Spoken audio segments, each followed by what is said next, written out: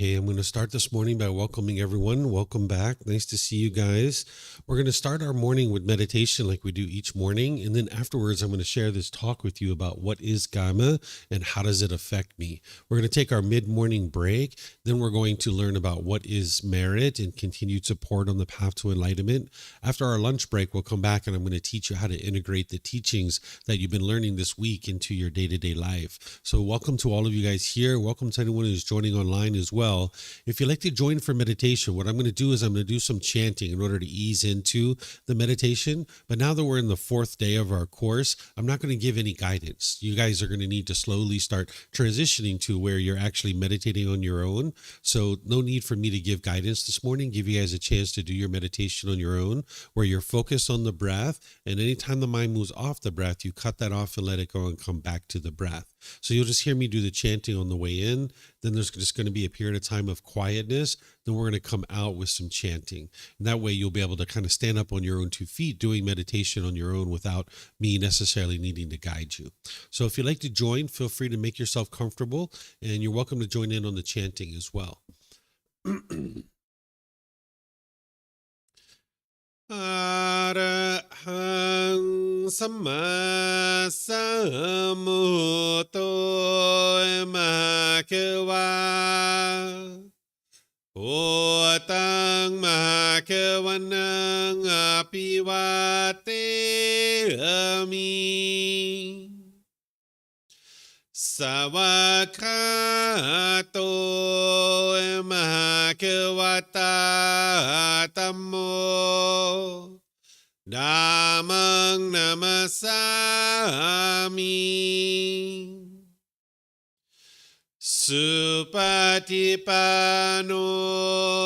Mahakavato Sawakasangko Sanghang Namami Namo Rasa Bhagavato Arahato Samma Sambuddhassa Namo Rasa Bhagavato Arahato Samma Sambuddhassa Namo Rasa Bhagavato Arahato Samma Sambuddhassa Iti piso Mahakawa Arahang Samma Sambuddho Vicacaranang Sammuno Sakato Rokawitu Anutero Purisa Dhamma Sati Satatawa Manusarang Poto Bhagavati.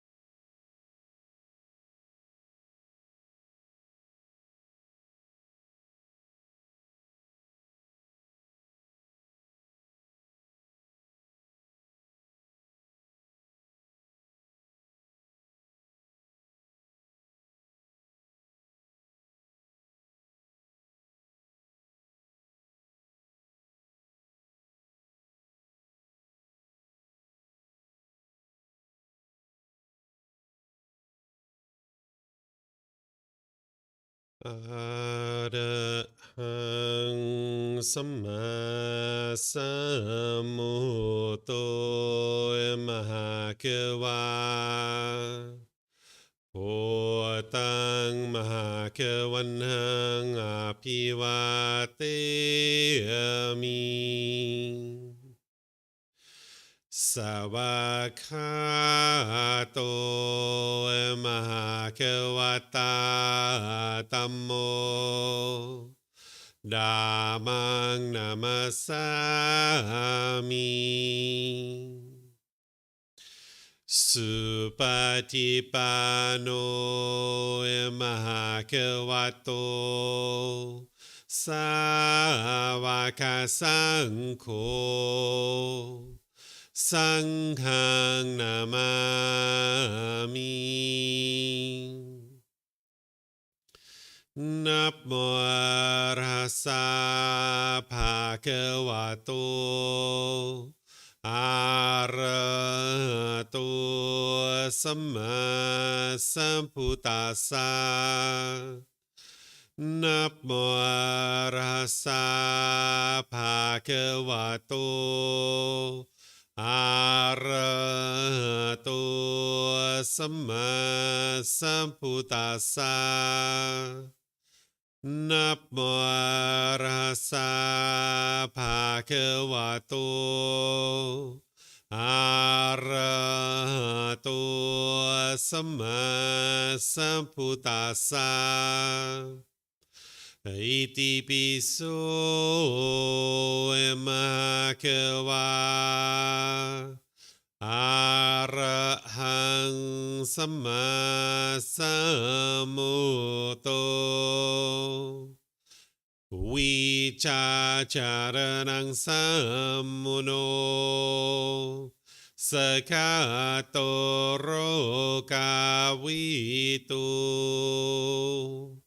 อนุเตโรปุริสาดามาสติสัตตาตาวามนุสนังพุทโธภาควาติ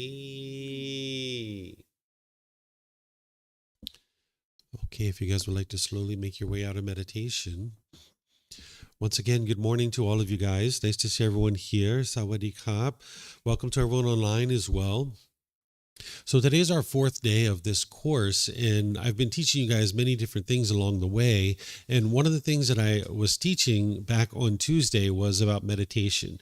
And I was teaching you guys that you'd like to slowly build up over a period of time to 2 or 3 sessions per day for 30 minutes. That would be ideal for somebody. And I explained how that can oftentimes take 6 months, a year, even 2 years to build up to that level of frequency in that amount of time.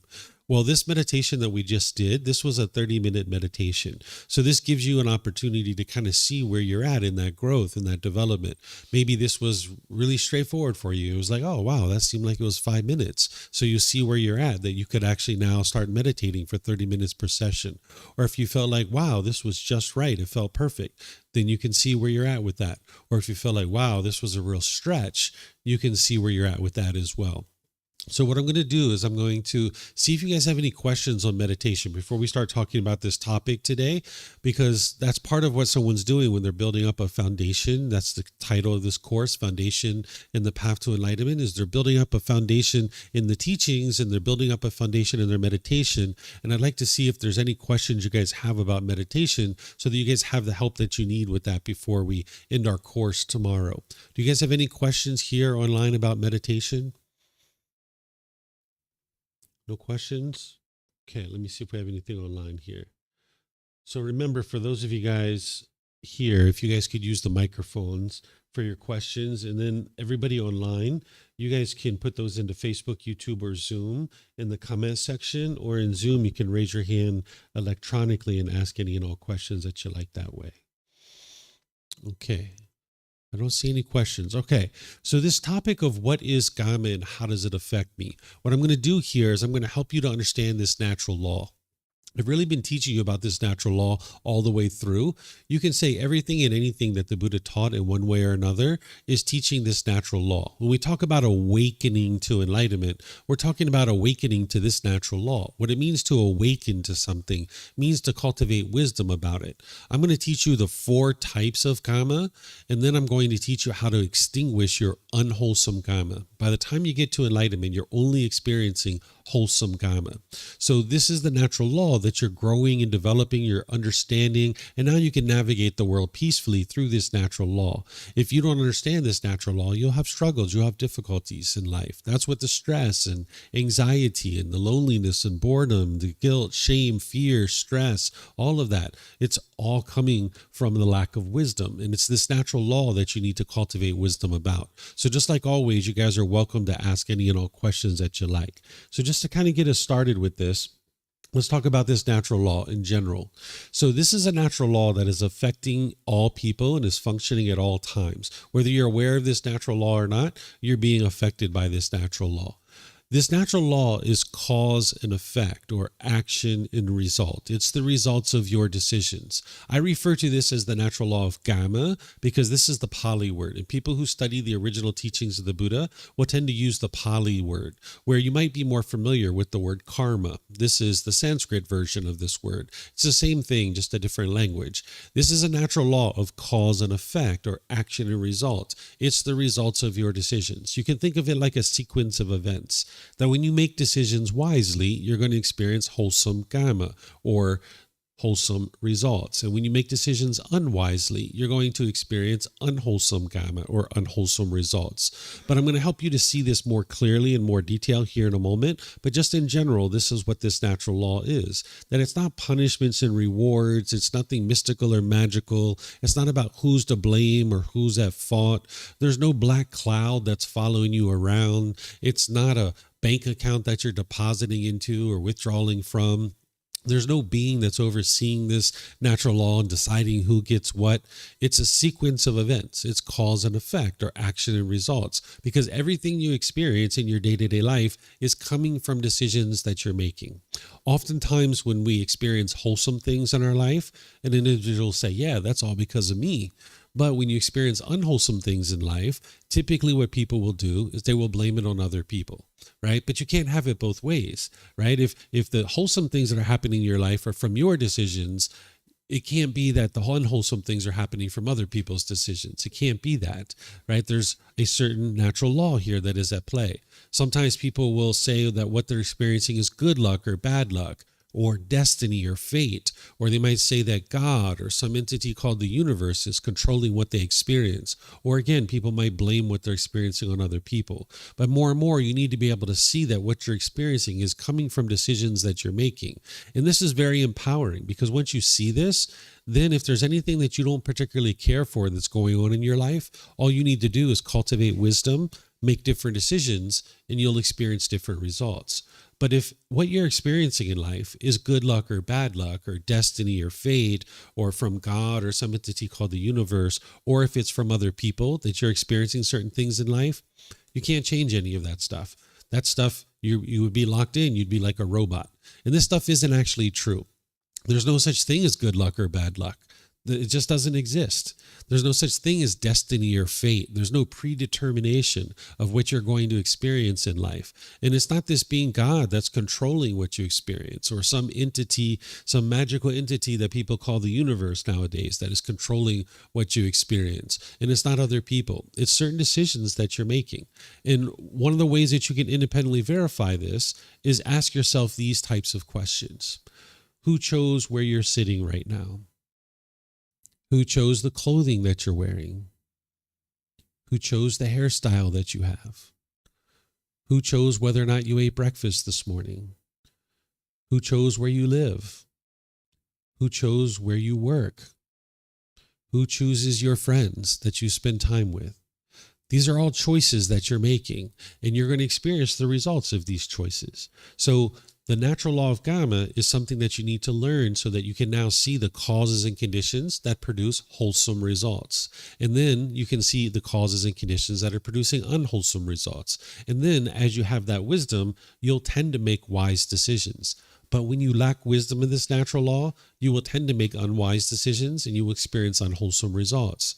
So for example, if we were walking down the beach and there was wind blowing in our face and we're kicking up the sand and the sand is going all over the place and it's blowing back in our face, we would look at that situation and be like, I really don't like this sand blowing in my face. How can I stop this? What are the decisions that I am making that's leading to this sand blowing in my face?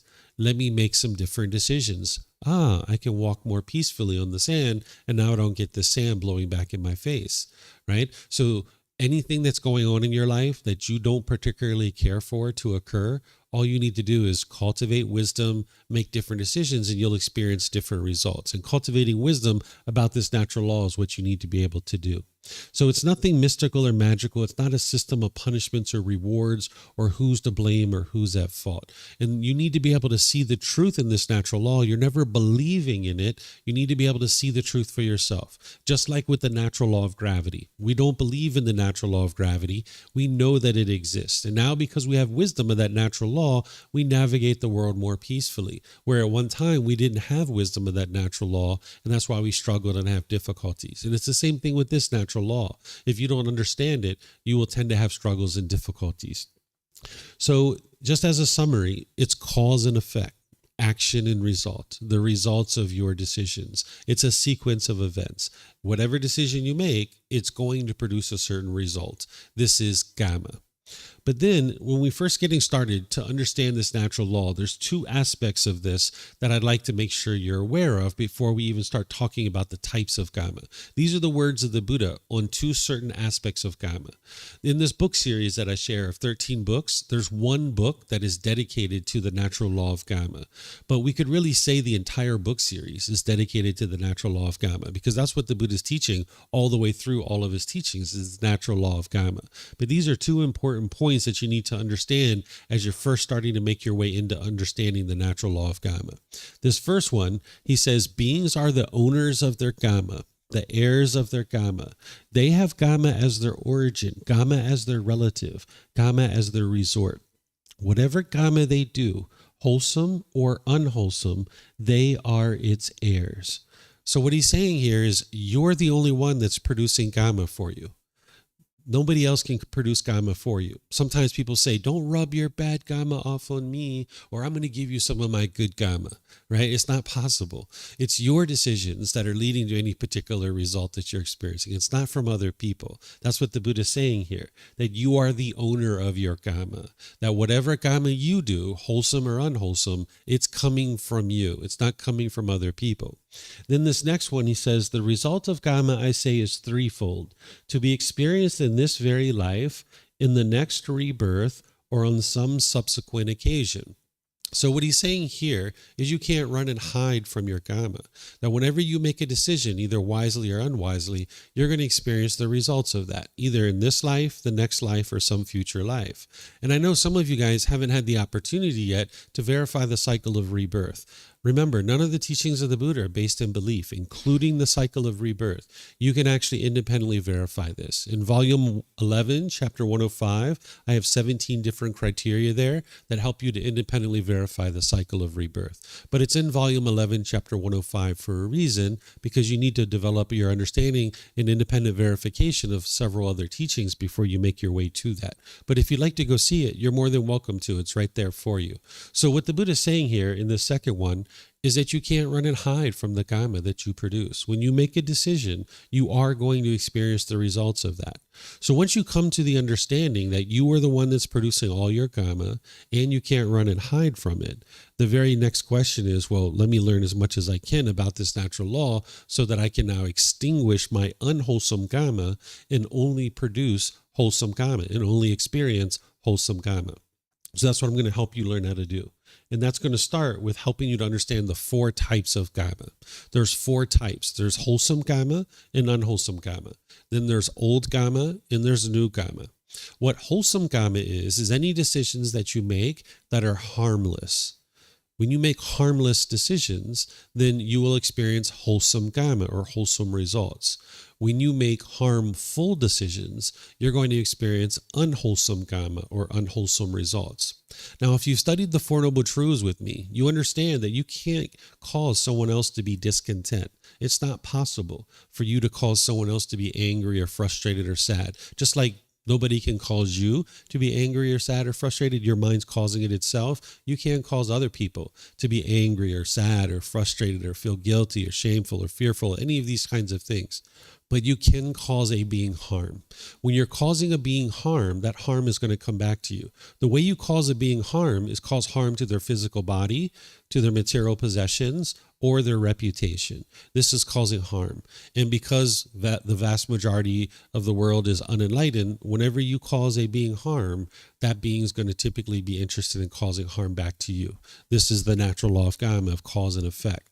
So here, I'm helping you to see that wholesome Kamma is when you're making harmless decisions, and unwholesome Kamma is where you're making harmful decisions. So you can see this to be true right now, because remember, you independently verify this.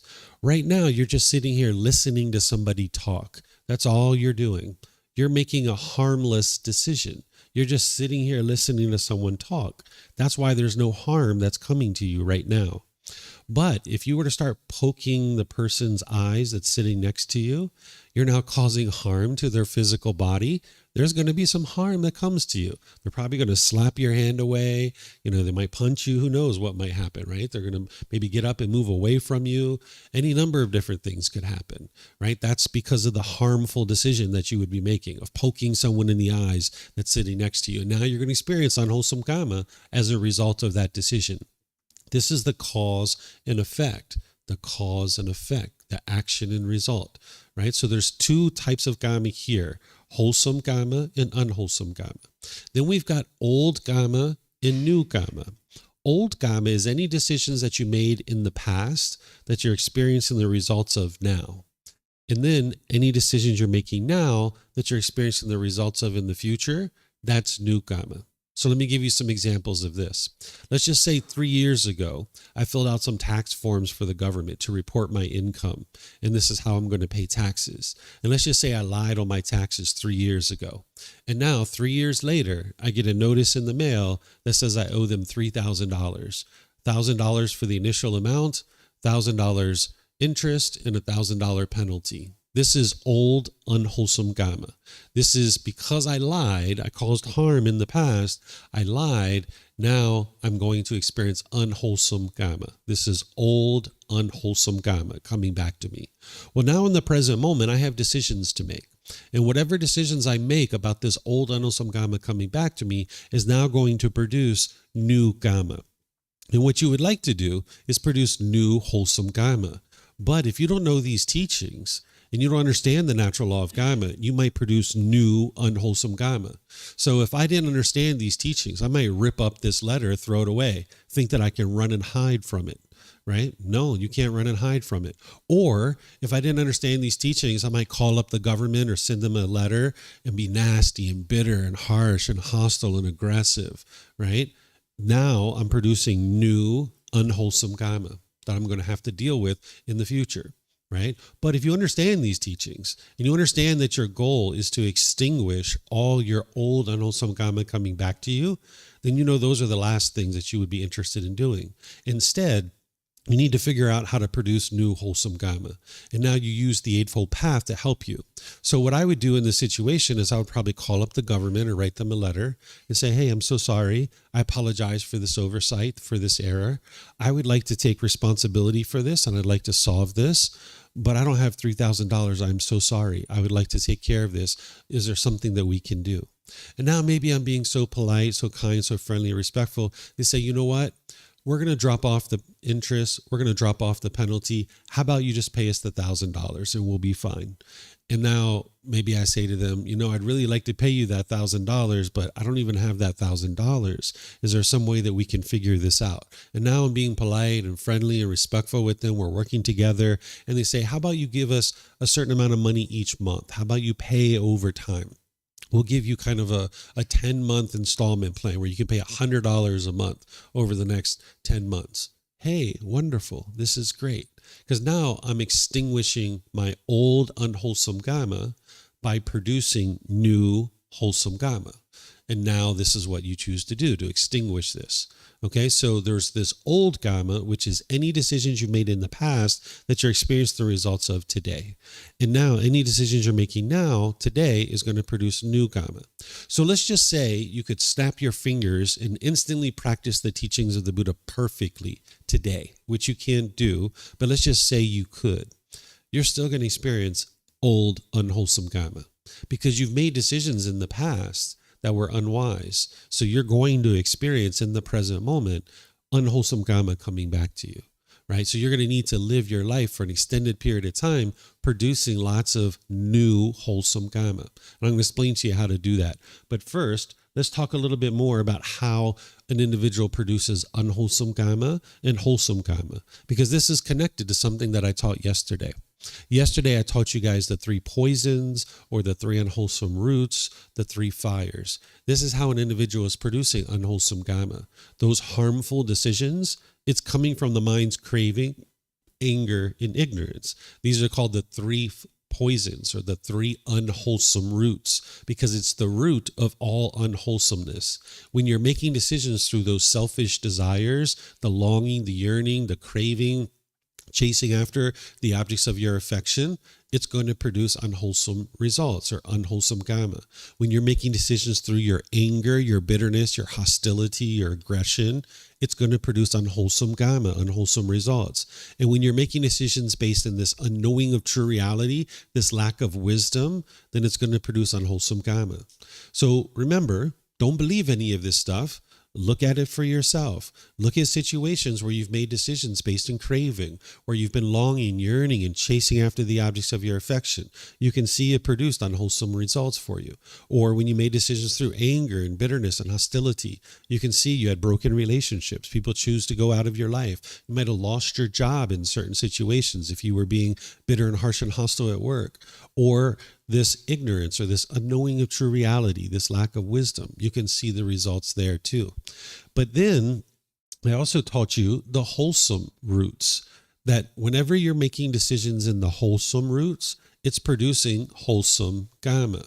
So when you make decisions through generosity, loving kindness, and wisdom, this is going to produce wholesome results or wholesome Kamma.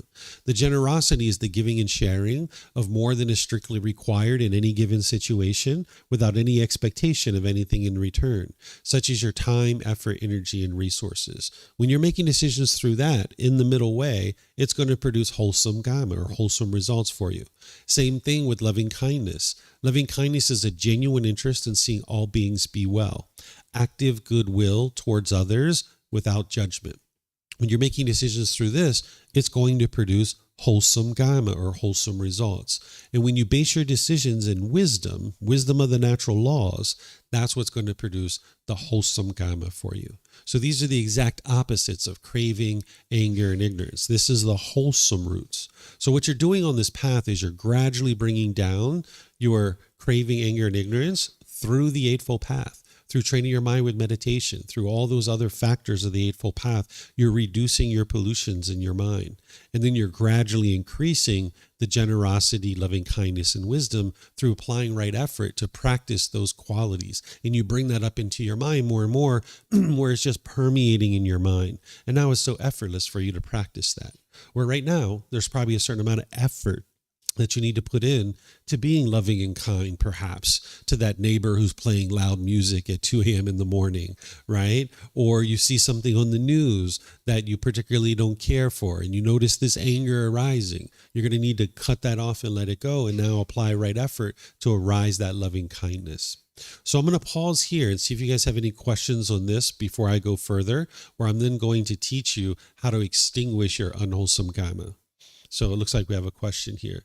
For those of you guys online, you can put your questions into Facebook, YouTube, or Zoom. Hi. Okay. Hola. Hola. It's so interesting because yesterday I was talking with a friend. So you gave to us 2 examples that I hope to make myself explain right in my English. Because through these 2 situations or examples, I would like to ask about. You gave an example like if I am teasing my neighbor here, then the Kamma will be that he will like punch me like go away, no? And Potentially. then that could be one, Yeah. like as the example, no? So in that case, as I was doing something, it's like through the Buddhist perspective, oh, okay, should I like take it because I was teasing him, or how would be in that case for me, as I was the one who I was doing something and I had a reaction that could be aggressive and I could blame on the person that react like this to me. Yeah. Because I could say, oh, but I was just playing, and why you take it like this? Why you are so, you know what I mean? Yeah. If you understand the Eightfold Path, which you weren't here on Tuesday, then you would understand poking someone in the eyes would be wrong action. This is causing harm through your bodily actions. And whenever you cause harm, harm's going to come back to you. So if you were practicing the teachings of the Buddha, you wouldn't poke someone in the eyes. But let's just say somebody was poking someone in the eyes. But let's just say this person understands the Eightfold Path. This person understands if they hit you back, that's now producing more unwholesome Kamma. So this person who understands the Eightfold Path would most likely just choose to move away and walk away and just leave, because there's no reason to now hit you back. Because if this person now hits you back, they're now practicing wrong action, and it's going to produce unwholesome Kamma for them. So in order to extinguish this unwholesome Kamma that is now coming to them based on this person poking them in the eyes, this person who's wise about the natural law of Kamma would just choose to walk away and get away and stop being around this person, because this person's obviously making unwise decisions, and it wouldn't be wise to continue to be around them. Right, I understand. And in that case, for example, if that person was taking unwise decisions and was teasing without knowing, so you know what I mean? Yeah, that it doesn't person matter. is generating, in this case, unwholesome karma anyway, if that person is not aware of it. Yes. Okay. Doesn't matter whether you're aware of it or not. You're still producing unwholesome Kamma. So I have now another question through a situation that I was talking with my friend. I don't know if you could go to the next slide, because there was was generosity. We were talking, and I was like reflecting about, because she was in a situation where she was being generous with her flatmate. And her flatmate told her, sorry, I don't have the money to pay now the bill to pay the rent. And my friend says, okay, don't worry, I pay for both today, or this month and next month as well, until you can and you have the money. And then my friend was telling me that she was so angry and upset because she was generous, and she was like, I am generous. But then she saw her flatmate buying new things for her, going to travels, and not bringing a gift for all that to her. And then she was like concerned, like, what I am doing wrong? Do I am too generous, or should I? And then she was telling me, I expect that she is aware in any way. Maybe she cannot pay all, but she brings something, or she does something in return because I was doing something. So it was like, okay, I have expectations, but are that expectations wrong in that case for her? Or maybe not wrong, but they are making her taking a decision to continue living with her, to being wise with her decisions in the future, or expecting something from her. You know what I mean? Yeah. Okay. So it's not about whether expectations are right or wrong. That's not the way that I think. Any expectations are going to lead to discontentedness, because she wasn't practicing pure generosity in that situation. She gave this money for the rent, but she expected something in return. That's why her mind was experiencing discontentedness.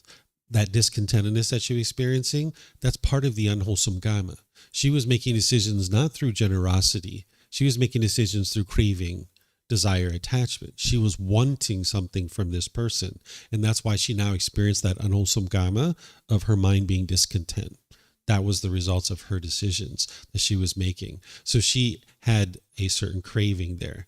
When you're practicing generosity, you need to practice it with discernment.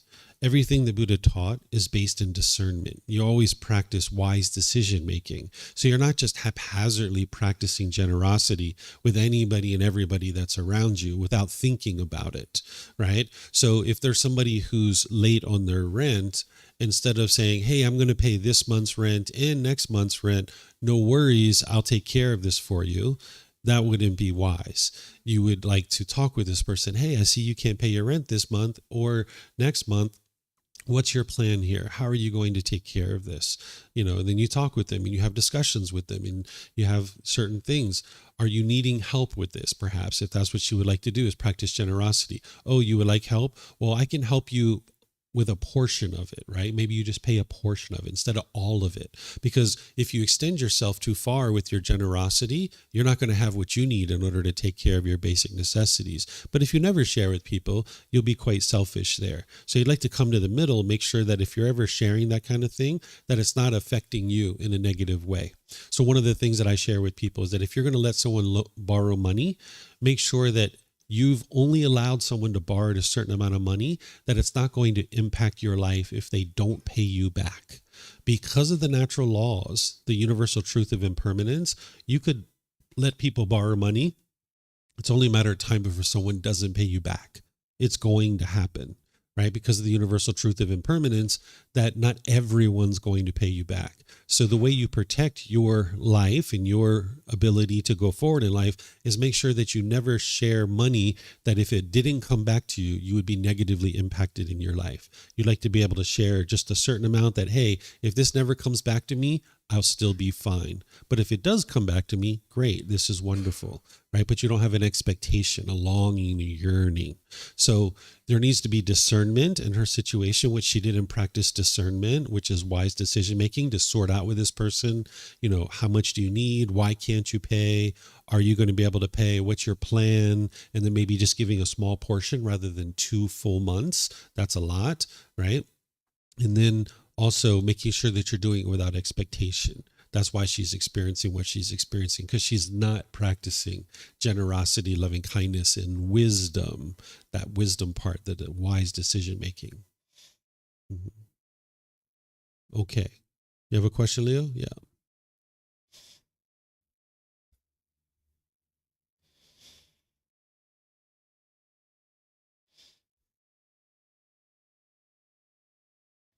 So, when I understand correctly, craving, desire, attachment always produces unwholesome karma, right? Yes. So, if I have a craving, desire, attachment, do I cause harm? Is it that?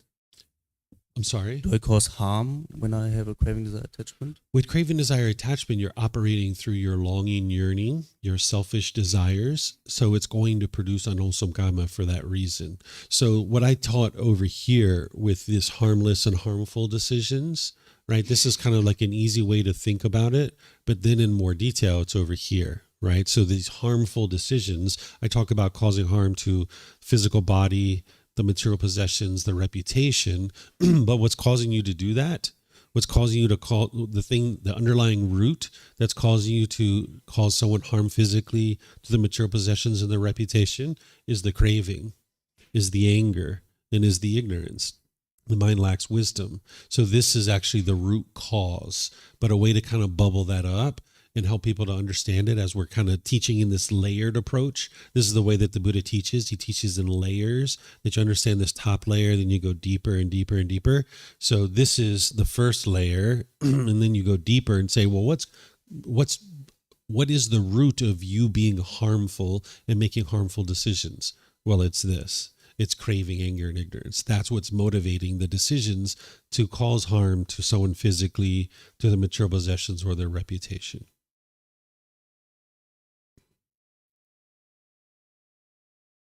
I have a craving for something. I mean, do I harm maybe this mind? Because now I'm having this stress, anxiety, for example. No, right? It's about physical body, reputation.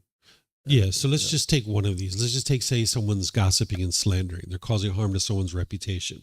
They have a craving. They want to look good in front of other people.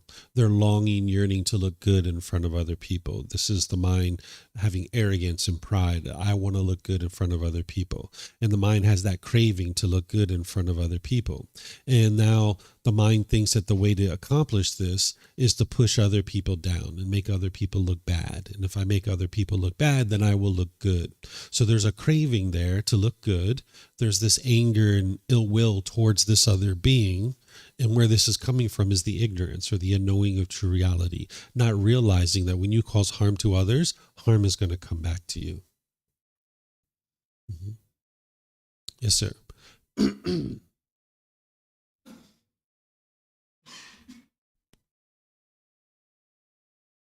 The work. Yep. David, I have some confusion about like the definition or the distinction between the wholesome and unwholesome. Because the example of poking others' eyes or face is like a very simple situation. Like most of the time, we would agree that it causes harm to others. But like in a more real life complicated situation, like one action might lead to several consequences to others. It might lead harm to someone, or it might be beneficial to others. Or in the short term, it might be beneficial, like smoking. Like you get that soothing effect, but in the long term, it might be bad for your health. But at that moment, you definitely need that kind of relaxation or something. So I'm wondering, like, how to. Is it because of the lack of wisdom that I couldn't make the final call or final judgment on what we should do or what we shouldn't do? You can understand the natural law of what would be wise or unwise. Because like the example you gave, you said smoking is giving you relaxation, but then later there's harmful effects, right? Right. That relaxation isn't true relaxation. That's a conditional experience. That if you're putting a substance into the body, this is causing harm to the physical body and it's causing harm to the mind. There's nothing beneficial about smoking. You might be perceiving it as beneficial in that moment, but ultimately you can look at it and see this is a very unwise decision. That's producing unwholesome kamma, and that's coming from the craving that the mind's longing, yearning for this relaxation. It's not willing to gradually work its way towards the relaxation and learn how to train in order to get to the relaxation. The mind's craving it right now. I want it right now. And now there's a certain amount of anger or ill will towards this being because it's causing harm to the physical body and to the mind. And this is coming from the mind's lack of wisdom or the unknowing of true reality. So there's no wholesome kamma or wholesome result in something like smoking. So what about a situation where like one action might be harmful to someone and might be beneficial to others? Can you give me an example? Like if we are doing if we are like running a store on the street, it might be good for you and your family, but like some other business owners would be affected by this. They will have like less customers or something. So people having less customers, that's from decisions that they're making. It's not from decisions that you're making. If you're opening up a store and you're offering a product or a service that is of a certain quality and customers are attracted to you, that is your wholesome kamma as a result of you making the wise decision to advertise and provide a product and service in a certain way. If this person over here has an inferior product or an inferior service, that's from decisions that they're making. That's not from your decisions that's causing that. Yeah. Mm-hmm. Thank you. Yeah. Yes, ma'am. Okay, thank you. So in my mind, it's quite uncomplicated in terms of when it comes, let's say, between people, between maybe communities of people, where you can discern, okay, this was a wrongful or unwholesome or unwholesome action. But when we're dealing with systems, governments, decisions that those bigger entities are making because they're in a position of power and not always exerting their power in a wholesome way. and you decide as an individual that you, for instance, do not want to be sponsoring wars or genocides and, things like that, where your state does. And you decide that, okay, I don't want to pay into that system. Mm-hmm. My tax money is directly sponsoring the slaughter of other people. Mm-hmm. Okay. And so at what point can you say as an individual, actually, I am taking responsibility, I'm making a wholesome choice, and, I decide to, for instance, that example that you took, to not pay taxes into this system and maybe leave this society, not use any services that this society is offering, so that I don't take advantage of this society and leave. But, I will leave elsewhere, remain registered and not pay my taxes, just as an example. Mm-hmm. There are cases where people refuse to take the COVID vaccine because they felt that this is an unwholesome thing to do, Mm-hmm. and their children were taken from them. These types of situations where Sure. it's not black and white. Yeah, it's black and white for me. It's not black and white for you because you don't understand the natural law of Kamma yet, but it's black and white. Because if there's a certain population of people and there's a government that set rules and regulations, and you're aware of those rules and regulations, and now you choose to live in that place, you're choosing that. That's a choice that you're making. But you can also choose to not live there, right? So that's why a lot of people leave their home country and they go move somewhere else, and they would prefer to be in those places. Now, some people don't have the ability to move. That's also part of their Kamma. They're going to need to build up a certain amount of wealth and understanding to be able to then leave out of that society. But it's still a choice that you're making. You're making a choice to live in that society. And now if you're making the choice to not pay your taxes or not do the COVID vaccine, and somebody's children are taken away from them, they understand that's the society they're living in, and they're making that choice. At the end of the day, it's a choice that they're making. They could choose to live somewhere else, and that's also a choice as well. So it always comes down to our individual choices. And oftentimes when there's craving and clinging, people aren't willing to make those choices. So let's just say there's a country like the USA that is known for being able to make a lot of money. And if you go there, you can make a lot of money. Well, if somebody moves into that society and now they're making all this money, but they disagree with how the money is being spent for tax money, or they disagree with the medical policies of the government and so forth, they might be clinging to that money and craving that money to be able to make that money, and they're unwilling to leave out of that society in order to experience something different in terms of taxes or health policies and things like that, because the mind's craving now for that money. It's now experiencing unwholesome Kamma as a result. Mm-hmm. Some of the things that I share with you guys about this, you're going to need to reflect on it. You're going to need to think about it, because right now your mind thinks in a certain way. The mind, when it's not awake to this natural law, you will have difficulty seeing it, because the mind holds on to what it currently thinks about the world, and it oftentimes is hindered in being able to see true reality.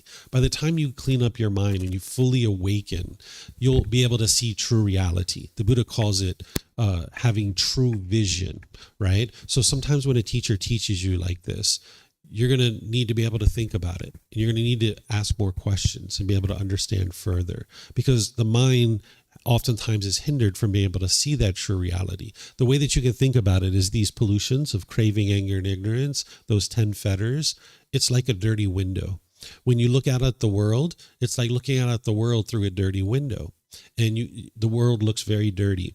But when you get rid of those and you bring in the wholesome roots, it's like cleaning up your window. Now you're looking out at the world through this clean window.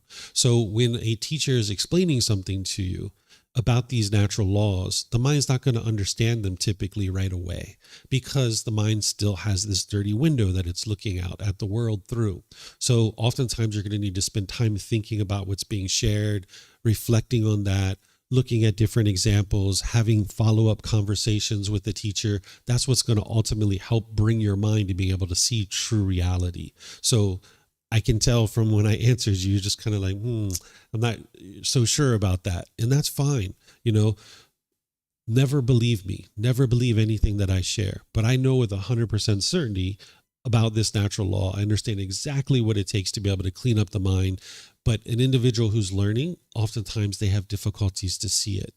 And sometimes the mind wants to see it right away. And it doesn't realize it needs to reflect, and it needs to think about it. It needs to ask follow-up questions. It needs to go away for maybe a few days or a few weeks or a few months and then ask some more questions. This is all part of the process. That's why it's gradual training, gradual practice, and gradual progress.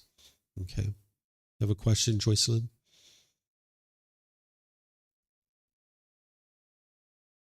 What is the cause of craving? Ignorance. It's because of ignorance that the mind continues to crave. You learn this in the teaching of dependent origination. This is the highest, most ultimate truth of the Buddha. It's in volume 5, chapter 14, where you can see the 12 interlinking conditions that lead to rebirth, but also what leads to your discontentedness. So in the Four Noble Truths, you get those 4 simple statements that penetrate into the heart of it. But the dependent origination is like the detail, right? So like if you went to a teacher and you were taking a math test and you were like, my answer is 35. And the teacher might be like, show me your work, right? So the Four Noble Truths is like the answer, right? But the work, the detail is in the dependent origination, where you can see that it's because of ignorance that the mind continues to crave and have anger. And that's why I was sharing what I was just sharing, is that the mind has difficulty seeing because of its lack of wisdom. It's a knowing of true reality. It hasn't truly thought about these things before in this way. And because of this confusion, this misunderstanding, this lack of wisdom, the mind continues to crave and it continues to have anger, but it also has difficulty seeing things like this very clearly. And that's where a teacher, we're not here to convince you of anything. We're here to point out for you the things to be able to understand. And then it's the individual that has to do the thinking and the reflection to be able to see that truth. So it's always this, comes back to this unknowing of true reality. That's the fetter of all fetters that's keeping the mind trapped in this continuous cycle of experiencing discontentedness and all the other struggles and difficulties of life. And that's why on the path to enlightenment, the ultimate goal is to cultivate wisdom. That's why you don't ever believe in anything. So you're ultimately trying to get to wisdom, because that's what's going to essentially unlock your ability to now clean up the mind and get rid of all these other pollutions. Thank you. Thank you. Yeah, you're welcome. When I want to ask my question with an example, let's assume yesterday we covered a topic about products that produce heedlessness, right? I mean, there was a slide that spoke about alcohol, cigarettes, cannabis, etc. Now, let's say if I've had a problem with alcohol, right? So I have a negative perception of alcohol, which means that if I were to consume alcohol tomorrow, I will be filled with guilt and shame. That the act of consuming alcohol will produce guilt and shame in me. But I don't associate the same feeling with a product like cannabis. So while both of them produce heedlessness, my mind associates a different meaning with each of these things. So what I have difficulty accepting here with the natural law of karma is that even though the first slide said that the natural law of karma exists whether you're aware of it or not. So while both of these are products that or substances that actually produce heedlessness, I have a negative perception of one of them, whereas my mind does not produce any negative feelings, on consumption of, say, a product like cannabis. So I feel like, the natural law of karma right now my mind wants to believe that the natural karma is created based on how your mind perceives that action. So say having sex with multiple partners. Now if that brings up shame or guilt or let's say some sort of a negative emotion, that is what produces karma, not just the act of sort of performing it or doing it is what my mind wants to believe. Okay, you're not understanding. So let me help you, okay? And first of all, be sure you don't believe anything, okay? Don't ever believe, and don't just accept the natural law of Kamma, okay? So it's not the action of consuming alcohol or consuming cannabis that is producing the discontentedness. That's not what's producing it. Those substances are producing heedlessness, which is a lack of awareness of mind. What's producing the discontent feeling is the craving. And that's what you're talking about with the perception. When you cling to a perception, this is one of the things the Buddha teaches, is that when you cling to a perception, that's craving and clinging. And now when you cling to a perception, it's going to produce discontentedness. So if you have a negative perception of alcohol and you think that if someone drinks alcohol, that it's quote unquote bad. Now, when you drink alcohol, because of your clinging to the perception, it's the clinging to the perception that is causing the guilt and the shame. But over here with cannabis, if you don't have that perception, you're not clinging to a perception. So that's why you don't experience guilt and shame in that situation. But in both situations, you're experiencing heedlessness. That's what the Buddha is teaching you, is that if you're interested in getting to enlightenment, that you're going to need to have mindfulness or awareness of mind, because you need to be aware at every single moment what is going through your mind. You're having wholesome thoughts or you're having unwholesome thoughts. Because if you're having unwholesome thoughts, you need to apply right effort to cut that off and let it go. That's how you're going to purify the mind of those unwholesome thoughts.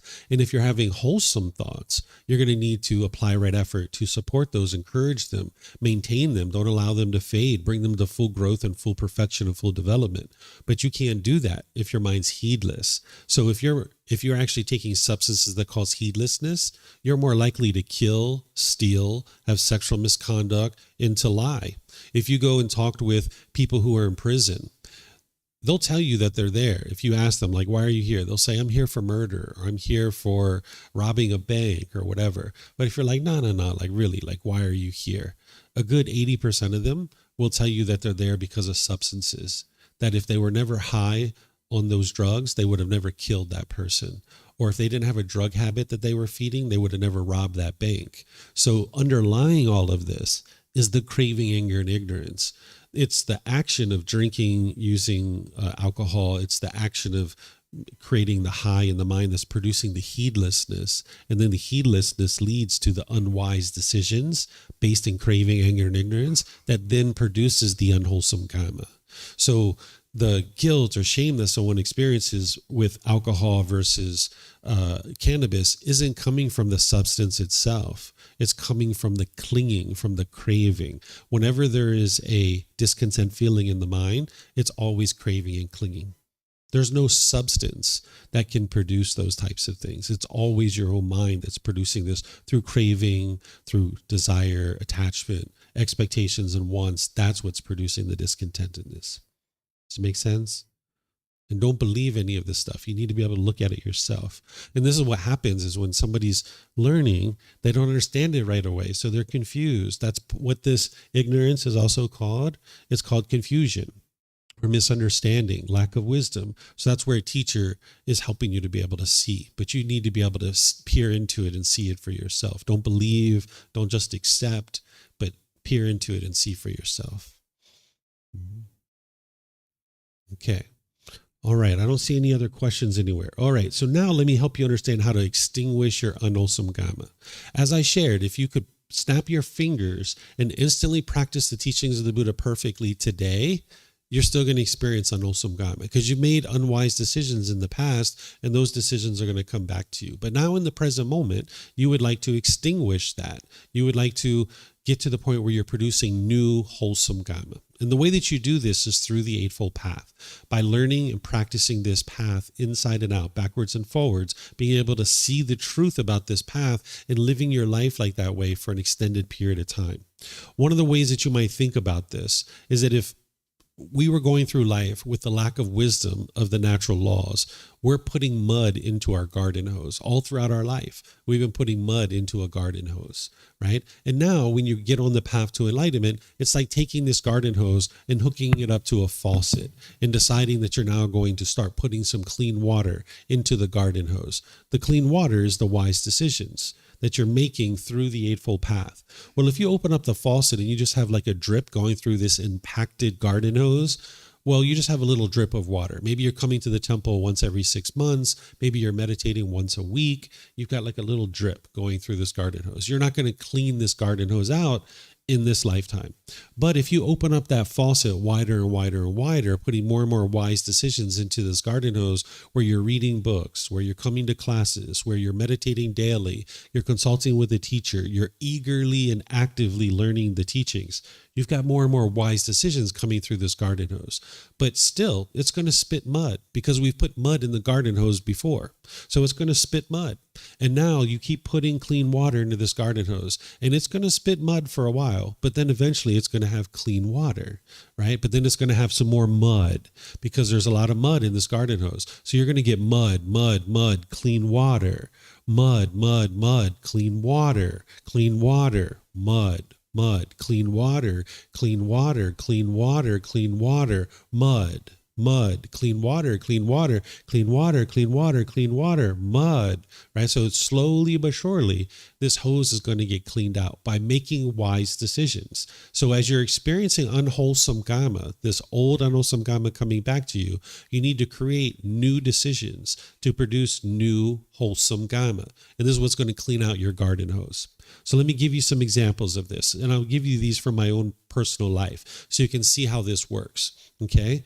So when I grew up in a pretty hostile environment, a lot of hostility and bitterness and things like this. And when you're growing up as a child, your mind is conditioned to think about the world in a certain way based on the things that have happened around you, based on the experiences that you've had, based on things that you've been exposed to. Your mind's going to be conditioned a certain way.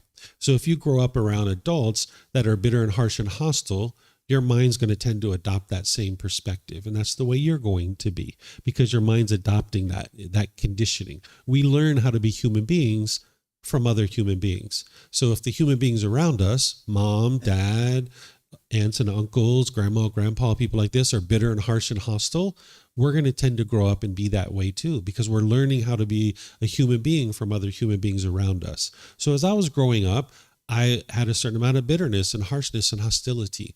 And I was like that in certain situations. Well, over time, you're meeting different people, you're meeting girlfriends and people like this, friends and family. You're usually pretty nice, particularly at the beginning when you're meeting people. But then over time, as things kind of like go further in the relationship, you start to become a little bit bitter and harsh and hostile. So this is the way it was for me and my wife. I met my wife in 2007, right? So when we first met, of course, I was on my best behavior, right? We're in this honeymoon phase, right? You need to put on that good show, right? So the beginning of the relationship, really nice, very kind, very polite, very respectful. You have certain cravings, certain things you want from this person. So you're functioning a certain way. But then over time, that starts to fall away. And now you start being bitter and harsh and hostile in certain situations. So I was like that with my wife, where I would be bitter and harsh and hostile with her in certain situations, right? So this went on for about 11 years, the first part of our relationship. And then at the 11-year mark, I decided that I was tired of all these broken relationships and all the difficulties and struggles that I was having all throughout my life. And I decided to do something different. I started to practice the teachings of the Buddha very closely. And now my mind was calm and peaceful and joyful. And I was starting to talk to her in very loving and kind and warm and respectful ways. And I was doing this all the time. It was weeks and months that I was doing this. But then she was still being bitter and harsh and hostile to me because I had been bitter and harsh and hostile to her in the past. So I can't run and hide from that kamma. I was going to have to experience that. During our life, for those 11 years, I was bitter and harsh and hostile to her. And there were times where she was bitter and harsh and hostile to me. But just because I cleaned up my mind at the 11-year mark, she was still being bitter and harsh and hostile. So she was still doing that with me. But I decided to do something different. Instead of continuing to be bitter and harsh and hostile, I decided to be loving and kind. I was functioning through generosity, loving kindness, and wisdom. So where in the past, I might walk in and she might have been yelling and hollering at me or something, I'd be yelling and hollering right back to her, right? And then we just got all these problems in our relationship. But now, understanding the natural law of Kamma, the last thing I was interested in doing is continuing to function through craving, anger, and ignorance. I started practicing generosity, loving kindness, and wisdom. So when I would walk in and she would be bitter and harsh and hostile, I would just walk away. I would just go upstairs to my room and just let her sit there and see that it was her that was being bitter and harsh and hostile. I wasn't doing that anymore. And this was very different for her because she was used to yelling at me and then I would yell right back. Right? She was used to two cats and dogs fighting, right? That's what she was used to. But now she was seeing something different, that this guy's just walking away and she's left in her anger. And she could see that her anger was coming from her. So I did this for a while where I would just walk away. And then I started getting more and more control over my mind, that now when I would come home, if she would be bitter and harsh and hostile to me, I would just sit there and listen and see what she had to say, because I knew this was my unwholesome karma that I had to deal with. And I would say, anything else, dear? Blah, blah, blah, blah, blah. You did this and you did that. Blah, blah, blah. Mm-hmm. Anything else? Right? I knew I had to extinguish it. She had to get it all out of her system. And then when she was done, I would say, okay, thank you. And I'd walk away. Right? And then I did that for a while. And then ultimately I got to the point where I'd come home and she might be yelling and hollering and upset with me. And she'd be telling me all the bad things I did from the past. She'd be telling me all these things that I'd done. And I would say, yeah, but what about now? Because now it would maybe be like a year or a year and a half that I was practicing these teachings very closely. I was being loving and kind and warm and gentle. I was practicing generosity with her, bringing her fruits and different things like this. And I said, oh yeah, you're right. I did do those things in the past and I was very unwise. I made some very unwise decisions. But how about now? What am I doing now? She was like, but you're not doing that anymore. I was like, okay, thank you, dear. And I would wire and I'd leave, right? So slowly over time, these bouts of anger became less and less frequent and less intense. It took about a year and a half for her to gradually extinguish her anger and hostility in her mind to the point where she was no longer being that way. And now it's been multiple years, I'd say 5 or 6 years. There hasn't been any arguments. There hasn't been any hostility, any bitterness whatsoever. When I talk to my wife, I just talk to my wife and we have discussions. When she talks to me, she just talks to me and we have discussions. Where in the past, if we were trying to make a decision and her decision and my decision were different, it was like a fight to death, because that's how two unenlightened beings function. They function very much like animals. Two animals are going to fight to death to see who's the winner, right? And this is what two unenlightened beings will do. I'm sure you've been in those kinds of conversations too, where it wasn't really a conversation. It was an argument, right? Where you're fighting to death, right? That's essentially what it is, trying to prove that you're right and the other person's wrong. Where now, if you understand craving, anger, and ignorance, and you're not interested in operating through craving, anger, and ignorance, and you understand impermanence, when your partner has a different decision than you understand that's normal. That's impermanence, right? You're never going to get to a point where the people are going to agree with you 100% of the time. Right? Sometimes we think that when we come together in a life partnership, that we need to agree on every single decision. That's not the way it works. That's permanence. So when you understand impermanence, now when my wife has a certain thing and we're working on something together, if she has a decision that's different than me, we just talk about it. We just sit down and discuss it. And at the end of the conversation, sometimes we go with her decision 100%. Sometimes we go with my decision 100%. Sometimes it's a blending of both of our decisions. Sometimes we get to the end of the conversation and she continues to do it her way and I continue to do it my way, right? And we don't have any kind of joint decision. Our decision is, okay, you keep doing it that way and I'm going to keep doing it this way. And we're both completely comfortable with that. That is impermanence. Where before we would fight to death, there was arguments and hostility, right? So you can get to a point where when all of this hostility is coming back to you, you can extinguish it. And now you can move on and get to the point where the relationship is successful and harmonious. Because there's certain people in your life right now that these relationships, you're not committed to them. There's a lot of hostility and bitterness and harshness in them. And the best way for you to clean up this relationship is to just move on. You need to let go. Maybe you're holding on to this relationship. The best way to clean this relationship up is to just let go and move on. You don't have to go to them and download all the reasons why you can't be their friend. That's just telling them all your cravings, desires, attachments. You're putting expectations on this person. Just let go and move on. It's like you're riding off into the horizon. Then there's a second category of relationships, people that you're committed to, but you're having difficulties in those relationships. You're going to need to step away and work on your mind. Sometimes people think that you need to change the other person, right? You need to work on your mind so that you can be more calm, more loving, more gentle, more peaceful. And then you can do better in those relationships and you'll work out those relationships. But then there's a third category of relationships, brand new people that you haven't even met yet. You don't even know who they are. You don't know their names. But from this point forward, when you get into those relationships, if you're only ever loving and kind with them, practicing generosity, loving kindness, and wisdom, there will only be wholesome Kamma in those relationships. And this is how you clean up your relationships. Certain ones you're going to need to let go of and just move on. Certain ones you're going to need to step away, work on your own mind, and then come back into the relationship like I did with my wife, and now things will improve. Or the third category is brand new people that you'll only ever be loving and kind with. I did this with my wife. I did this with my sister. I did this with my mom. I was having difficulties in all these different relationships, right? My mom and I, when we got together, it was only a matter of time before fireworks went off, where I started doing things differently with her too.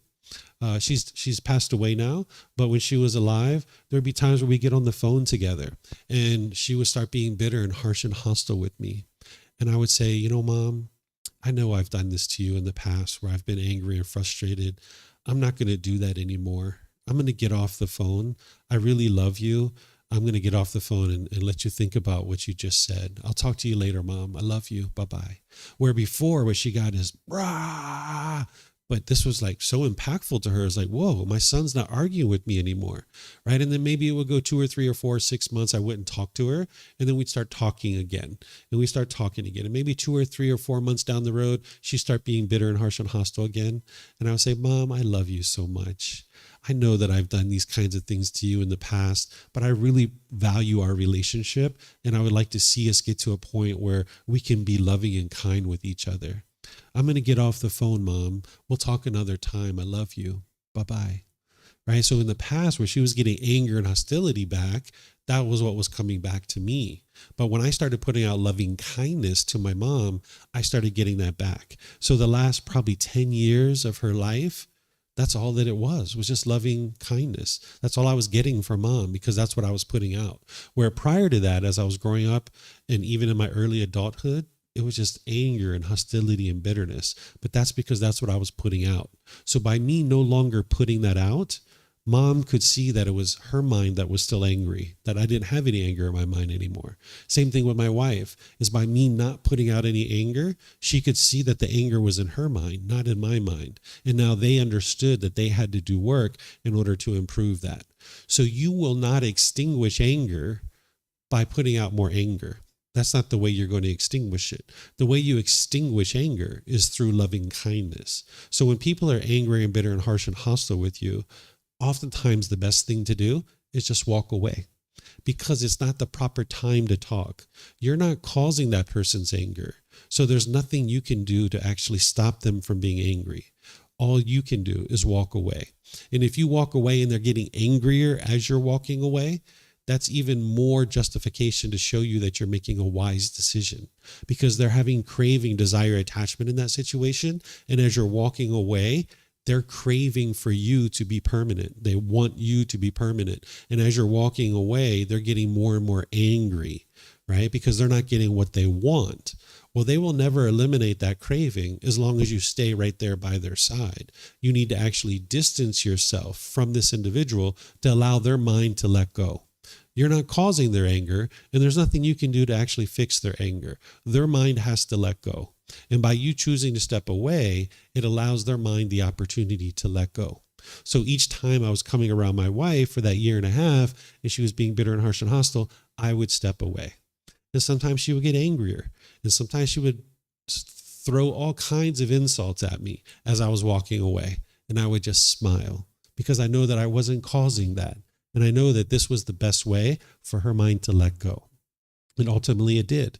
And that's why now for 5 or 6 years, it's been nothing but peace and joy in our household. We don't have any arguments, any hostility, any bitterness whatsoever. So you can get to that point with all your relationships, whether it's your parents, your brothers and sisters, your life partner, your children, all these types of individuals in your life. You can get to the point where you have nothing but harmonious relationships in your day-to-day life. And this is the way you do it, is you build up your Eightfold Path. You need to learn that teaching inside and out, backwards and forwards, like the back of your hand. You need to memorize it. And sometimes what students do is they study it very closely, and then they sit down with me and they teach it to me so that they can then get confirmation that they understand it. So you need to build up your Eightfold Path where you're practicing that for an extended period of time. Because in that Eightfold Path, you learn things about right view, right intention, right speech, right action, right livelihood, right effort, right mindfulness, and right concentration that's going to help you in your day-to-day life. That is the path to enlightenment. And you need to be practicing that in every moment, every day. You need to practice that Eightfold Path. That's what's going to guide you to harmonious relationships in a completely peaceful and joyful mind. So any questions on how to extinguish your unwholesome karma? Joe?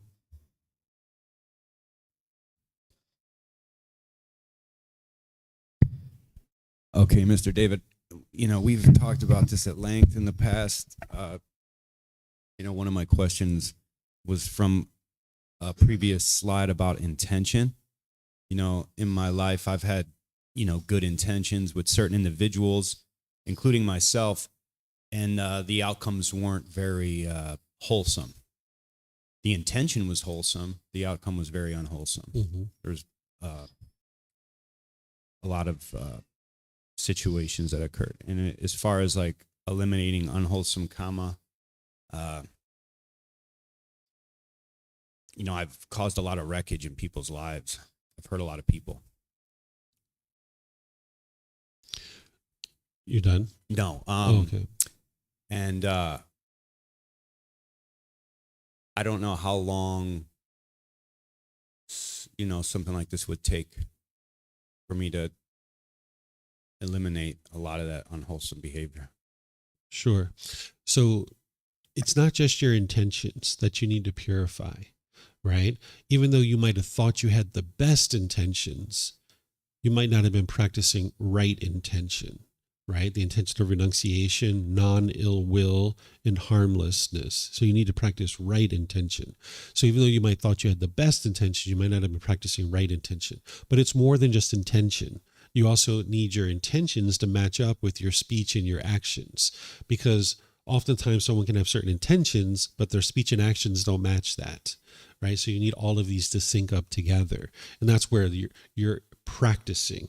It's not about being perfect today, right? It's about gradually developing the wisdom to become more and more perfect as you're growing and developing on the path. So you're going to need to practice for an extended period of time. If there are certain decisions that you made in the past, like in personal relationships and things like that, and you've now moved on from those relationships, there's no need to go back to those relationships and try to sort anything out, because you don't necessarily know where their mind is and what they're thinking.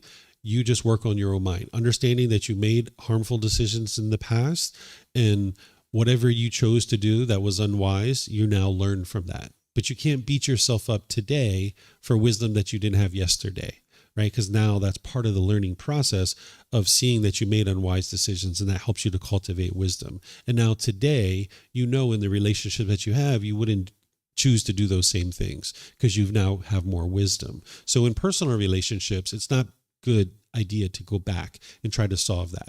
But let's just say you see that person 3 years from now, you're like walking in an airport somewhere and you bump into someone.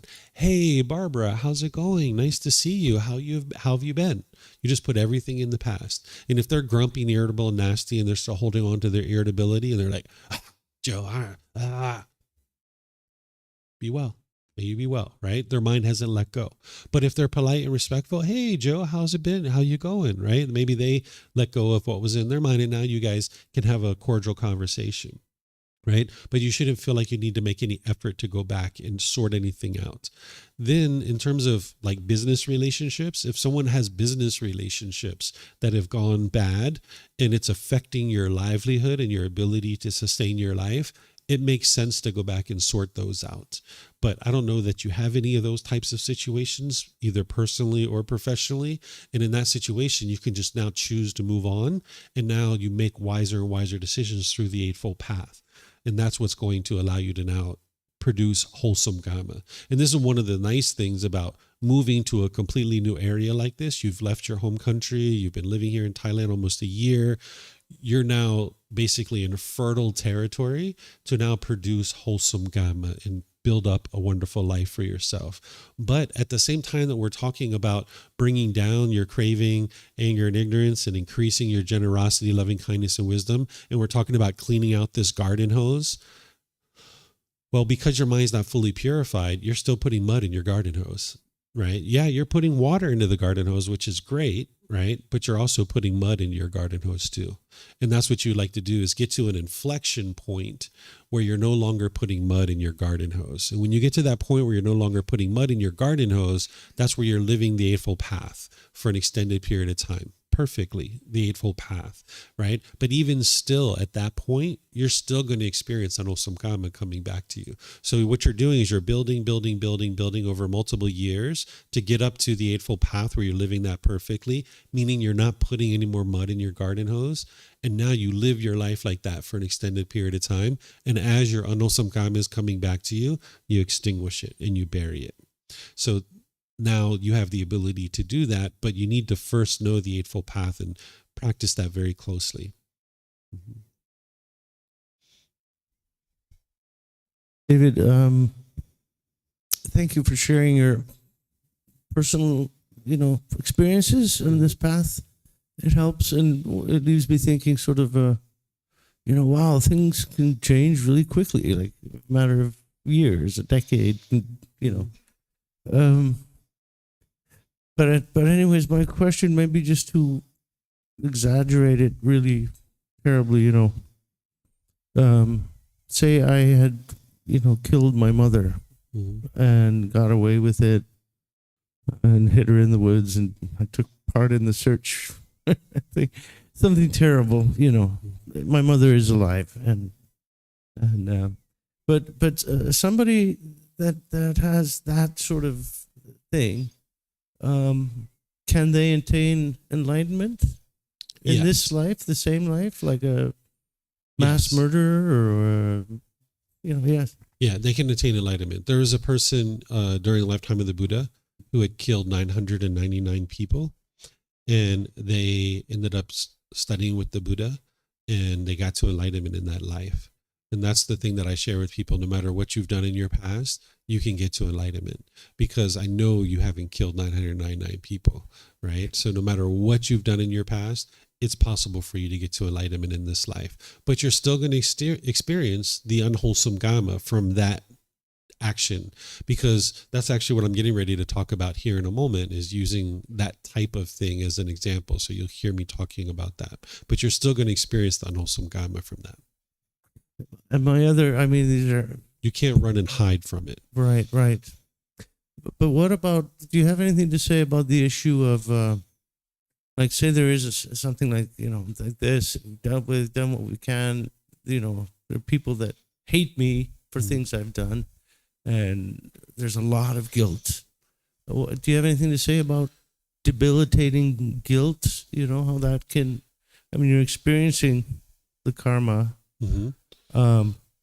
but you've done all you can about it, and this guilt feeling is it's just eating me up sometimes. Yeah, that guilt is coming from your craving, right? You're craving for everybody to think of you in a fond way. And this person who hates you, you're having a craving to change their mind. Where if you get rid of that craving and you realize that their hatred is coming from their mind and you can't fix it, they have to decide to eliminate their craving. That's what's producing their hatred, is they had certain expectations of you. They wanted you to be a certain way. And when you didn't meet those expectations, they formed the anger and hatred. So you can't fix another person's anger and hatred. They have to fix it for themselves. So the way to get rid of your guilt is to eliminate your craving for everybody to love you, because that would be permanence. It's not possible. No matter who you are in the world, there's going to be some people who love you. There's going to be some people who hate you. It happens to everybody. The Buddha, me, everybody. There's people in the world that hate me. They think, how dare him teach those teachings? He's teaching everyone to do all these things, these wholesome things. People don't like it. There's some people who think Westerners shouldn't learn the Buddha's teachings, right? There's people that have all kinds of perspectives. That's their life. That's their expectations. I'm living the life that I know which is best, which is sharing these teachings with as many people as possible. And it doesn't matter who you are. It doesn't matter what your skin color is, what country you're coming from. I'm going to share these teachings with everyone because these teachings don't belong to any one person. They're humanities, right? So you'll have people that will hate you, but you need to be able to understand that hatred is coming from their mind. And when someone shows you that they hate you, that means they have ill will towards you. They don't want good things to happen for you. And the best thing you can do is distance yourself from that person. You know, surround yourself with people who love you, who have genuine interest in seeing you be well. And if someone hates you, that's coming from their mind. So just eliminate your craving for everyone to love you. Because of impermanence, not everyone's going to love you. Mm-hmm. Yes, ma'am.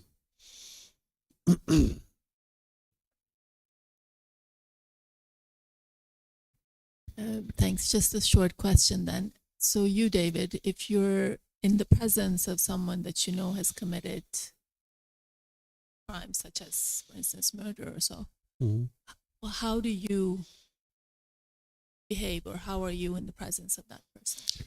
I'm just like I am with everyone else. I love that person, meaning I have a genuine interest in seeing them be well. I disagree with the choice and decision that they made in order to kill. I disagree with that decision. I wouldn't do that decision, but I can still love the person, meaning I have a genuine interest in seeing them be well. So if someone who had murdered asked me for help, I would help them, right? Like here's the teachings of the Buddha. Here's how to get that help. Any kind of anger and hatred that somebody has towards that murderer, that's just coming from their own mind. That's coming from their own expectation, their own longing, yearning. So you can get to the point where you can disagree with the choices and decisions that someone makes while still loving the person. Loving the person doesn't mean you agree with their decisions. It just means you have an interest in seeing them be well, while realizing they're responsible for their own wellness. You have unconditional love for them. So whether it's a murderer, whether it's someone who's abused children or anything like that, I understand that those are choices and decisions that those people made, and I don't make those types of decisions, but I can still love the person. One of the things that the Buddha teaches you is that anytime you see someone experiencing a misfortune, that you've experienced that same misfortune in the past, either in this life or some previous life. So we're all at different phases of our journey in life, that if you think about all these multiple lives, there's a sequence of lives that have occurred. Maybe we choose not to murder another human being, and that's a choice that we're making, and we're at that point in our multiple lives of evolution. But this person over here, they're not at that point. Maybe they just came out of the animal realm, and now maybe they were a tiger in the past, where they were, or a lion, where they were actively killing lots of beings, and now they're coming out of that animal existence into the human realm, and now they're still killing. And that's where they're at in the sequence of events of their consciousness, and the way that their consciousness has continued from multiple lives. We're in a different place, but we shouldn't look down on that person, because we were at one time in that place too. We were experiencing those same misfortunes. So just because we're experiencing something different, we can still love that person and disagree with the choices and decisions, but still love the person. So I would treat that person the same way. I would still why them. I would still show respect to them. I would still treat them the same way I treat everybody else. Mm-hmm. Yep.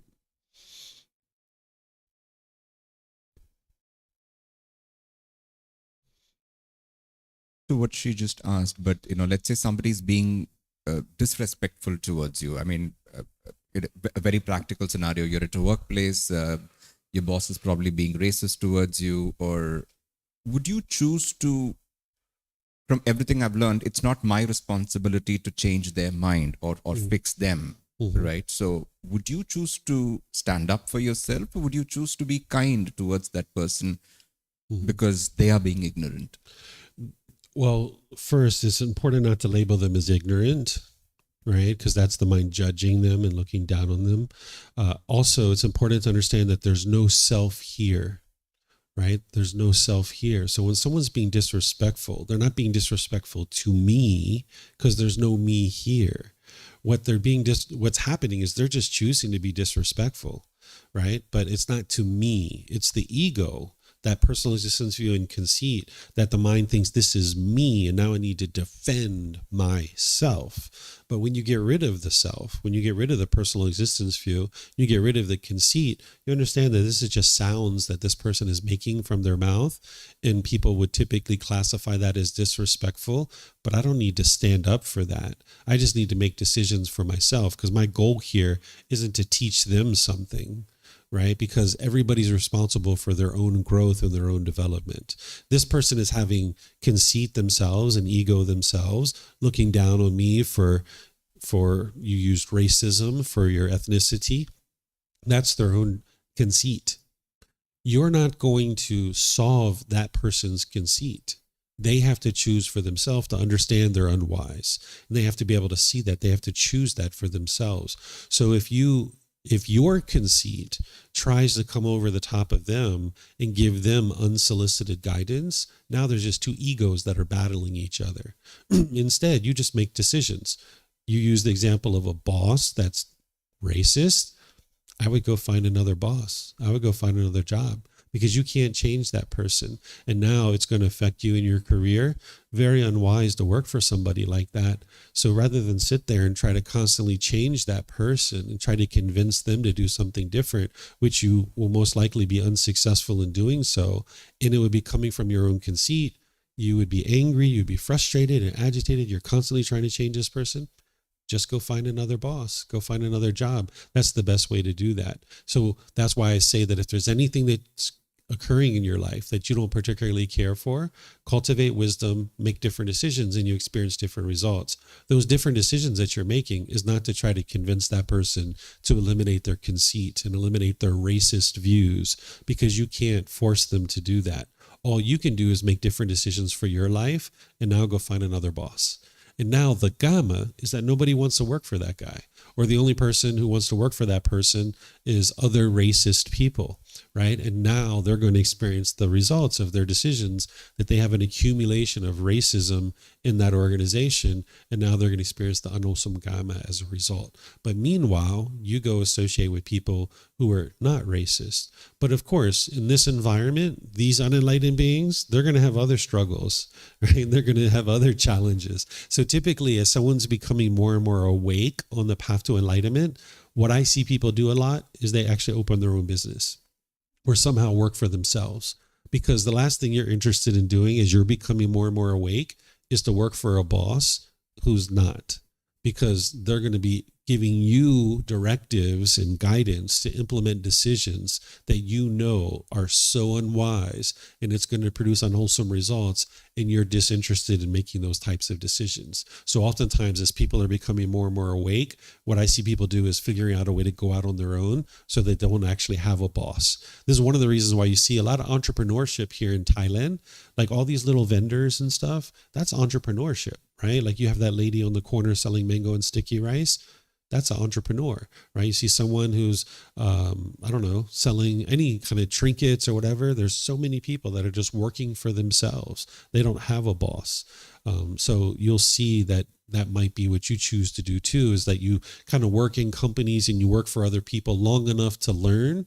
But then as you're becoming more and more awake, more and more capable of operating your own business, you might decide to go out and start your own venture and then sustain your life. Because otherwise, if you associate your life with these people who are making unwise decisions, your decision to associate with them, you're now experiencing unwholesome Kamma, right? So remember, the Buddha says every decision you make is affecting you. So if you have a life partner, for example, who's using drugs and alcohol, and who's cheating, and who's stealing, and who's lying, they're the ones who are choosing to do that, and they're experiencing unwholesome Kamma. But your choice to associate with them and be their life partner, now that's your choice that is now affecting you. And now you're paying legal fees. And now you're picking them up at jail. And now you've got people showing up to your house with baseball bats and machetes and stuff like this. So your choice is what's leading to that unwholesome Kamma. But you can make different choices, and you can go over here and choose not to have this as a life partner. Same thing with a boss. If a boss is making unwise decisions and you see it, the last thing you're interested in doing is continuing to associate with that, and you can choose to go somewhere else. But this boss is going to be making unwise decisions too, just a different type of unwise decisions. So that's why if you don't have a boss who's awake or somewhat awake, you'll probably go out and start your own thing. Yeah. I was very fortunate as I was going through my career that I had a lot of really great bosses. There was obviously a few here and there that had certain things that I disagreed with, but I had really great bosses going through my career. Okay, so one more thing that I will share with you guys on this topic of Kamma, and then we'll take our break, is sometimes when I teach this natural law of Kamma, you guys haven't said it yet, although you're kind of starting to talk about it, is they say, hold on, David, wait a second. You said you can't run and hide from your Kamma. What about that person who murdered someone? Their bloody footprint was at the murder scene. Their car had blood all over it. The bloody murder weapon was under their bed.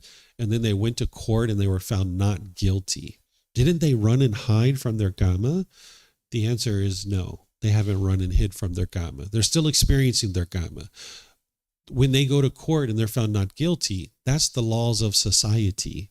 That's not 100% of the natural law of Kamma. That's a portion of the natural law, but it's not 100% of it. So they haven't run and hid and escaped from their Kamma. They're still experiencing their Kamma. You just might not be there when it's happening. So they're still going to experience unwholesome Kamma. So using this example of someone who their bloody footprint was at the murder scene, their car was bloody, their bloody murder weapon was under the bed, and they were found not guilty in a court of law. Because the court of law is human laws. Those are imperfect. They can't be 100% perfect. It would be great if they were created and administered fairly and equitably amongst all people. But unfortunately, because human beings have craving, anger, and ignorance in their mind is polluted, they're not going to be created and administered and enforced equally amongst all beings. We should always aspire to do that more and more, but the fact is that human beings are prone to error. But the natural law of Kamma isn't. They're still experiencing their Kamma. And here's the types of things that this individual can experience. So this individual who's murdered, and it's all over the news, they're going to experience a bad reputation. In the community, more and more people know who this person is and that they're being accused of murder. And they went through this long trial, and sure, they were found not guilty, but all these people in society know that they were accused of murder.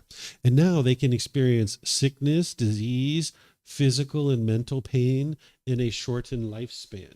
The way that this occurs is that your mind, whatever emotions and feelings that you have in your mind, that's putting stress on the physical body. So someone who's murdered, if they have enough craving, anger, and ignorance in their mind to murder another human being, it's not like the rest of their life is completely peaceful. It's not like they're walking on daisies and smiling at butterflies as they walk through the world. This person is disgruntled. They're angry. They're really bitter and hostile and harsh, right? So they've got a lot of discontentedness in their mind, and that stress and anxiety, that guilt and fear, it's weighing on the body. And now their heart and their lungs and their liver and all these organs aren't going to function as well as someone whose mind is more purified.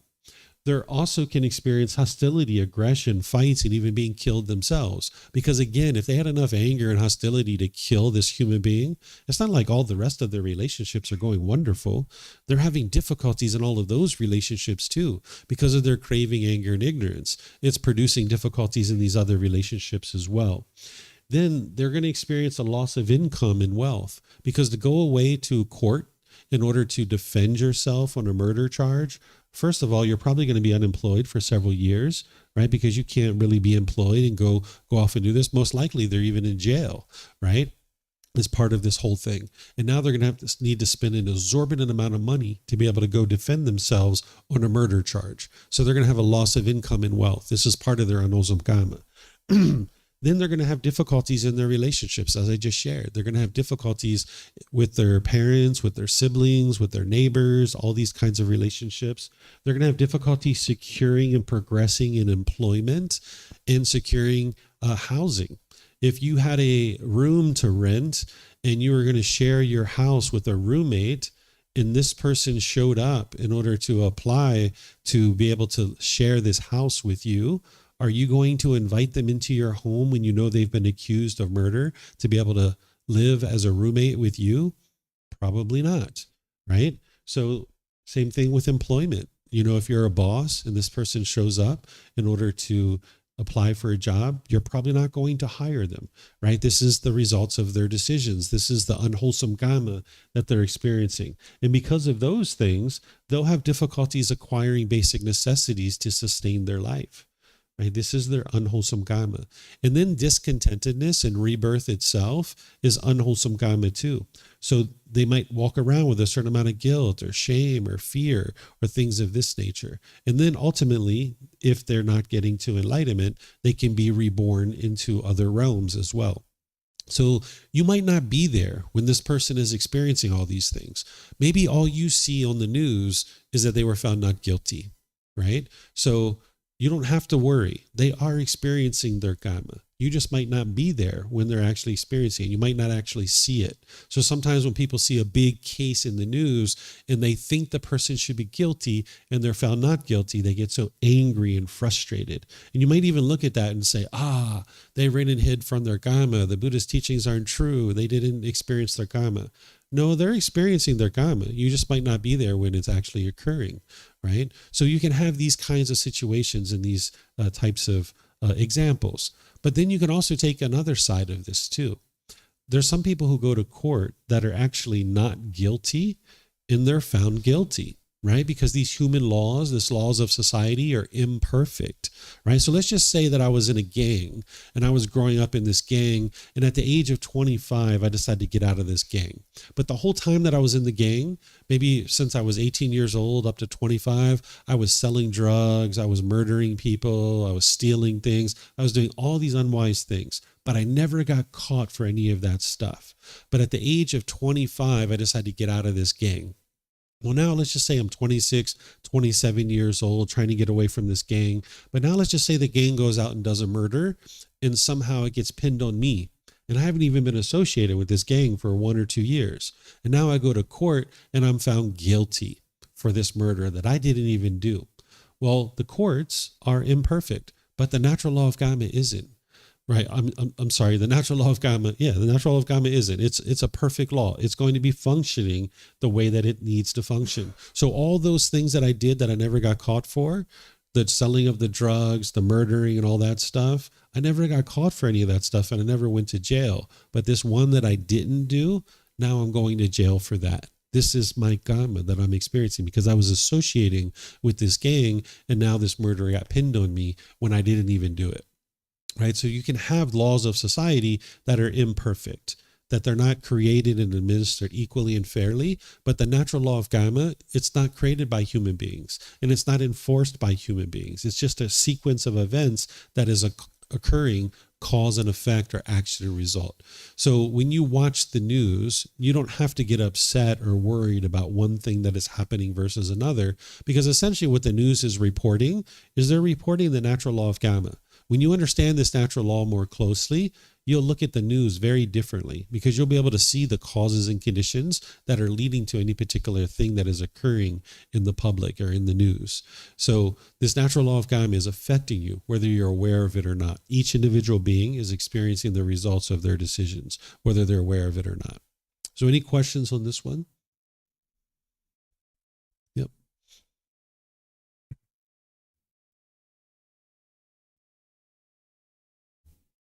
It's interesting for me. It seems that some people have a lot of suffering, but they haven't put a lot of harm out in their life. So why they have this unwholesome Kamma of stress, anxiety? I would say that when I was a kid, I had a lot of suffering, but I wasn't really putting as much harm out, I would say, through my actions and so on. But this mind had a lot of cravings. It still has, but all throughout the life, a lot of cravings, feeling guilt, shame, and fear, and all these kind of things. But I haven't killed anyone, these kind of things. So yeah, I'm interested about why. It seems that some people who haven't done a lot of harm, put harm out, suffering more than people who put harm out. Mhm. Okay, so again, this is going back to the same thing that we were talking about here. What is causing the discontentedness? Is it the action that is causing the discontentedness, or is it something else? What is it? Yeah, you said it in your question. It's craving, desire, attachment. It's not the fact that you have killed that's causing the discontentedness. It's the craving, it's the longing, the yearning. So it's not the action that causes the discontentedness. It's the underlying pollutions of the mind. So someone might not have chosen to do very many harmful things to other beings. So that means they're not experiencing very much harm coming back to them from other beings, but they're still experiencing discontentedness because they have craving, desire, attachment in their mind. Okay. All right. So what we're going to do is take a little break here. It's 10 minutes after 11. We're going to take a break up to 11:30, give you guys 20 minutes break. And then when we come back, I'm going to share this next topic with you, which is what is merit and how to, and this is a wholesome type of Kamma, but I'm going to teach you the ins and outs of this because you're going to need to know this and as you're making your way to enlightenment. And then I'm going to teach you the continued support on the path to enlightenment, how to get support, because nobody's going to get to enlightenment in 5 days during this course. You're going to need more support beyond that. So enjoy your break and perhaps I'll see you guys afterwards. Okay.